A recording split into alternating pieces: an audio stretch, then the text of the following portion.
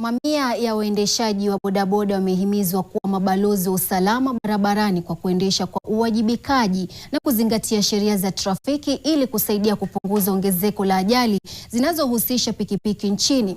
Wito huo umetolewa wakati wa mafunzo ya uhamasishaji kuhusu usalama barabarani yaliyofanyika katika taasisi ya mafunzo ya ufundi ya Kericho, yakiwaleta pamoja waendesha wa bodaboda, wanafunzi, wakufunzi na wadau wa usalama barabarani.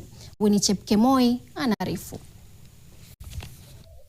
Waendeshaji bodaboda katika kaunti ya Kericho wamehimizwa kuhudhuria mafunzo ya udereva ili kujifunza sheria na kanuni za usalama barabarani, hatua inayolenga kupunguza ajali ambazo zinaweza kuzuilika.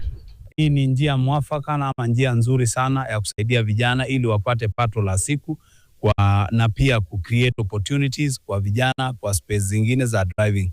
Unajua sasa mtu akiempoweriwa kwa upande wa pikipiki anaenda kwa gari. Mambo kama haya yanafanyika na unaona sasa inaguza familia. Sasa unajua nikipata driving license ama member wangu akipata driving license, huyo sio yeye amepata, ni jamii nzima imenufaika na pia kijiji. Agenda ya kusupport vijana wenye wanaendesha bodaboda katika Ainamoi constituency wadi zote 6 ambapo vijana zaidi ya 220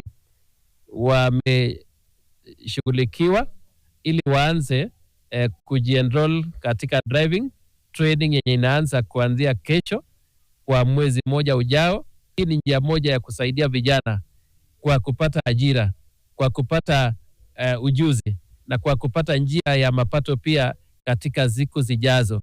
Mamia ya wanabodaboda kutoka kaunti hii ya Kericho bado hawajahitimu kupata leseni za udereva. Najua pia huko madereva kwa wale vijana wetu kutoka constituency watapata nafasi kuendesha magari na hizo kufanya hii mambo na plant operators, sababu hiyo ni nafasi ya watu wetu wa Ainamoi. Wataweza kujifunia huko, wafurahie, wafanye kazi kwa ile skill ambao washapata already. Kupitia mafunzo ya madereva hawa, ajali zinazohusisha waendeshaji wa bodaboda zinatarajiwa kupungua. Winnie Chepkemoi, NTV Mashinani, kutoka kaunti ya Kericho.